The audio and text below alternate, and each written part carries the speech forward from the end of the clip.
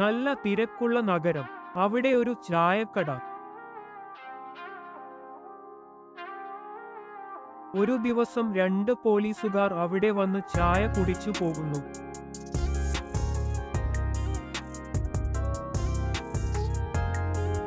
ചായയുടെ ബില്ല് കൊടുക്കുന്ന സുന്ദരിയായ പെൺകുട്ടി പൈസ ചോദിക്കുന്നു. ദേഷ്യപ്പെട്ട് പോലീസുകാരൻ പറഞ്ഞു, പിന്നെ തരാം, ഞാൻ ഒളിച്ചു ഓടുകയില്ല. പെൺകുട്ടി ദുഃഖത്തോടെ അവരെ നോക്കി നിന്നു.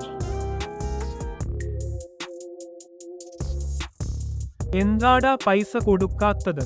അവർക്കു അത് മാത്രമേ ജീവിക്കാൻ മാർഗമായി ഉള്ളൂ എന്ന് മറ്റു പോലീസ് പറഞ്ഞു.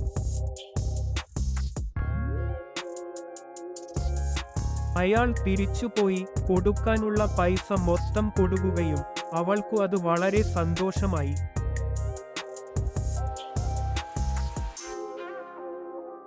അയാൾ അവിടെ ദിവസം വരുകയും പരസ്പരം സംസാരിച്ചുകൊണ്ടു ചെറിയ കാര്യങ്ങളിൽ സന്തോഷം കണ്ടെത്തി. എണ്ണ പലഹാരം അല്ലാതെ വേറെ നാടൻ പലഹാരമുണ്ടോ? അതൊന്നു ട്രൈ ചെയ്യൂ എന്ന് അയാൾ പറഞ്ഞു. വേറെ എന്താണ് എന്ന് അവൾ ചോദിച്ചു. തേങ്ങ കൊത്തും ശർക്കരയും അവലും ഉപയോഗിച്ചുള്ള നാടൻ ഭക്ഷണം നല്ല രുചിയാണ്. അമ്മ ഉണ്ടാക്കി തരുമായിരുന്നു എന്ന് അയാൾ പറഞ്ഞു. എങ്കിൽ അമ്മയുടെ അടുത്ത് പോയി വരൂ. നാട്ടിൽ അമ്മ മരിച്ചുപോയി.